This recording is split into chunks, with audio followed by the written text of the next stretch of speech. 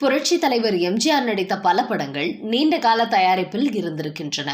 கதைகளிலும் காட்சி அமைப்புகளிலும் ரசிகர்கள் எதை விரும்புகிறார்களோ அதற்கேற்ப மாற்றங்களை செய்வார். அது மட்டுமின்றி அரசியலிலும் அவர் தீவிரமாக பணியாற்றி வந்ததால் படப்பிடிப்புகளில் கலந்து கொள்வதில் தாமதம் ஏற்படும். இதெல்லாம் தெரிந்துதான் தயாரிப்பாளர்கள் எம்ஜிஆரை வைத்து படங்கள் எடுத்தனர்.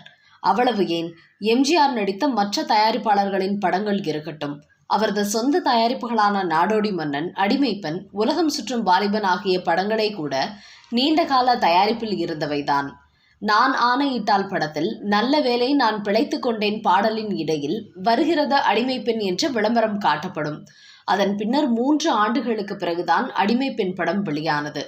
முதலில் அடிமைப்பெண் படத்தில் சில காட்சிகளை எம்ஜிஆர் எடுத்தார். அதில் சரோஜா தேவி, KR விஜயா ஆகியோர் நடிப்பதாக இருந்தது. அட்டகாசமான உடை அலங்காரத்தோடு எம்ஜிஆர் ஒரு காலை தூக்கி நாற்காலி மீது வைத்தபடி ஸ்டைலாக நிற்கும் ஸ்டில் வெளியானது.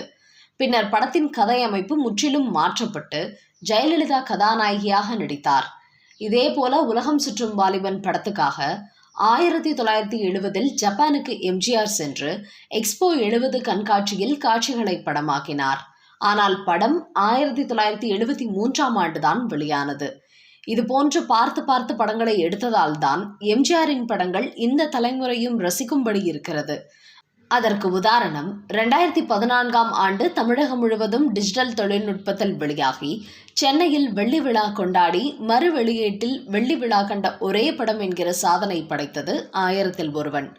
தமிழ் திரையுலகின் சூப்பர் ஸ்டாராக விளங்கிய எம்ஜிஆருக்கு இருந்த மார்க்கெட்டுக்கு அவர் நினைத்திருந்தால் நிறைய படங்களில் நடித்து இன்னும் அதிகம் சம்பாதித்திருக்கலாம். படத்தின் எல்லா அம்சங்களிலும் கவனம் செலுத்தியதோடு அரசியல் பணிகளிலும் ஈடுபட்டதால் தான் அவர் நடித்த படங்களின் எண்ணிக்கை 136 என்கிற அளவோடு நின்றது. சில காட்சிகளில் மட்டும் அவர் ஏற்கனவே நடித்திருந்த அண்ணா நீ என் தெய்வம் படம், அவசர போலீஸ் 100 என்றும் நல்லதை நாடு கேட்கும் படமும் அவர் மறைந்த பின்பு வெளியாகின. எம்ஜிஆர் நடிக்கும் படங்களின் படப்பிடிப்பு சென்னையில் இருந்தால் அவரது வீட்டிலிருந்தே பெரிய பெரிய டிஃபன் கேரியரில் பல வகையான உணவுகள் படப்பிடிப்பு நடக்கும் இடத்துக்கு வரும். எம்ஜிஆர் தனியே சாப்பிட்ட தருணங்கள் குறைவு. தன் வீட்டிலிருந்து வரும் உணவை படப்பிடிப்பு குழுவினரோடு சேர்ந்து சாப்பிடுவார். நடிகர் அசோகன் மீது எம்ஜிஆருக்கு மிகுந்த அன்பு உண்டு. அசோகன் நன்றாக சாப்பிடுவார். எம்ஜிஆர் வீட்டில் இருந்து வரும் விதவிதமான சைவ அசைவ உணவுகளை சாப்பிடுவதற்காகவே வேறு படப்பிடிப்பில் இருந்தாலும் மதியம் எம்ஜிஆர் இருக்கும் இடத்துக்கு அசோகன் வந்து விடுவார். அவரை நன்கு சாப்பிட வைத்து பார்ப்பதில் எம்ஜிஆருக்கு மிகுந்த விருப்பம். முக்கியமாக எம்ஜிஆர் நடித்த படங்களில் கிட்டத்தட்ட 59 படங்கள் வரை வித்தியாசமான கதாபாத்திரங்களில் நடித்திருக்கிறார். அதனாலேயே இவர்களுடைய நட்பு மிகவும் வலுவாகிவிட்டது. மேலும் அசோகனின் காதல் திருமணத்தை பல போராட்டங்களை சந்தித்து முன்னாடி நின்று நடத்தியவர் எம்ஜிஆர். அப்படிப்பட்ட இவர்கள் நட்பு ரீதியாக பழகிய போதும் எம்ஜிஆர் அசோகன் அவர்களை வாங்க முதலாளி, வணக்கம் என்றுதான் மரியாதையுடன் அழைப்பாராம்.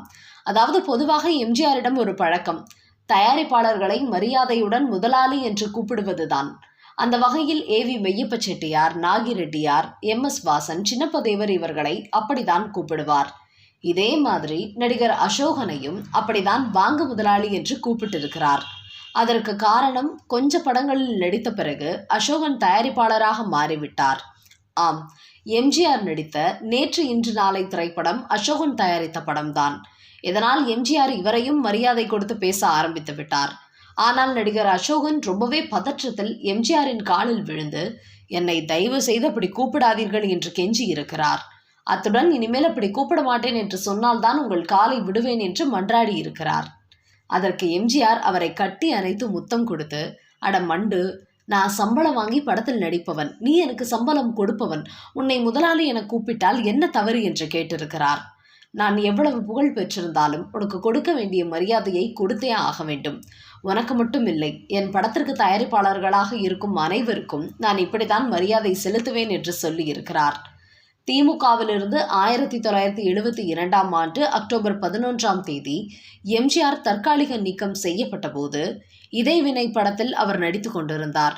14ஆம் தேதி கட்சியிலிருந்து நிரந்தரமாக நீக்கப்பட்ட போது சத்யா ஸ்டுடியோவில் நேற்று இன்று நாளை படப்பிடிப்பில் எம்ஜிஆர் இருந்தார். விஷயம் அறிந்து சத்யா ஸ்டுடியோ முன்பு ஆயிரக்கணக்கான ரசிகர்கள் கூடிவிட்டனர்.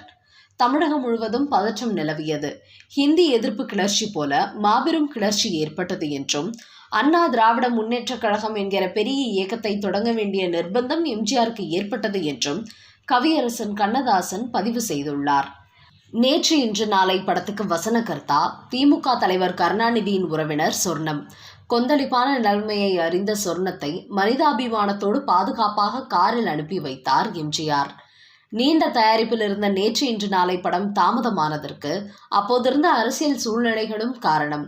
சென்னையை சேர்ந்த டிமாண்டி என்பவர்தான் படத்துக்கு ஃபைனான்ஸ் செய்தார். படம் தாமதமானதாலோ என்னவோ ஒரு கட்டத்துக்கு மேல் அவர் ஃபைனான்ஸ் செய்ய முன்வரவில்லை. படத்தில் பணியாற்றியவர்களுக்கு சம்பள பாக்கி இருந்தது. இதனால் அசோகன் மன உளைச்சலில் இருந்தார். அசோகனின் நிலைமையை அறிந்த எம்ஜிஆர் அவரை வர சொல்லி யார் யாருக்கு எவ்வளவு பணம் பாக்கி என்று கேட்டார். அசோகன் தெரிவித்த தொகை முழுவதையும் எம்ஜிஆர் அவருக்கு தந்து பாக்கி வைத்திருந்த எல்லோருக்கும் கொடுத்துவிட சொன்னார். பணம் கிடைத்த அன்று இரவே ஒவ்வொருவர் வீடாக சென்று பணத்தை செட்டில் செய்தார் அசோகன். படத்தில் சண்டை காட்சியில் நடித்திருந்த எம்ஜிஆரின் மெய்காப்பாளர் ராமகிருஷ்ணன் வீட்டுக்கு இரவு 12 மணிக்கு சென்று அவருக்கு பணத்தை கொடுத்தார். எம்ஜிஆரின் உதவியோடு நேற்று இன்று நாளை படம் முடிக்கப்பட்டு வெளியாகி வெற்றிகரமாக 100 நாட்களை கடந்து ஓடி வசூலை குவித்தது. இதில் ஒரு முக்கியமான விஷயம், எல்லோருக்கும் சம்பள பாக்கியை கொடுப்பதற்காக அசோகனிடம் பணம் கொடுத்த எம்ஜிஆர் அவரது நிலைமையை உணர்ந்து தனது சம்பள பாக்கியான லட்சக்கணக்கான ரூபாய்களை பெற்றுக்கொள்ளவே இல்லை என்பது வெளியே தெரியாத உண்மை. இந்த வகையில் 2 வருடங்கள் தயாரிப்பில் இருந்த நேற்று இன்று நாளை திரைப்படம் 1974ஆம் ஆண்டு ஜூலை 12ஆம் தேதி ரிலீஸ் ஆனது. திரையரங்குகளில் வெற்றிகரமாக 100 நாட்களை கடந்து ஓடி வசூலை குவித்தது. பல சிக்கல்களுக்கிடையே இந்த படம் ரிலீஸ் ஆனாலும் எம்ஜிஆர் ரசிகர்கள் மத்தியில் இந்த படமும் நீங்கா இடம் பிடித்துள்ளது என்பதே உண்மை. எம்ஜிஆரை பற்றி நன்கு அறிந்தவர்களுக்கு அவருடைய வள்ளல் குணம் தெரியும். அவரை பற்றி தெரியாத எதிரிகள் மட்டுமே அவரை பற்றி இல்லாததையும் பொல்லாததையும் வெளியில் சொல்லி அவருடைய புகழுக்கும் நற்பெயருக்கும் களங்கம் ஏற்படுத்தி வந்தனர். குறிப்பாக TS பாலையா, சந்திரபாபு, அசோகன் என இன்னும் எத்தனையோ பெயர்களை பற்றி அவர்களுக்கு எம்ஜிஆர் கஷ்டம் கொடுத்ததாக கூறி வதந்தி பரப்பினர். ஆனால் மேலே சொன்ன அனைவரும் தங்களின் வாழ்நாளின் இறுதி காலம் வரையிலும் எம்ஜிஆரோடு நட்புறவு பாராட்டி வந்தனர்.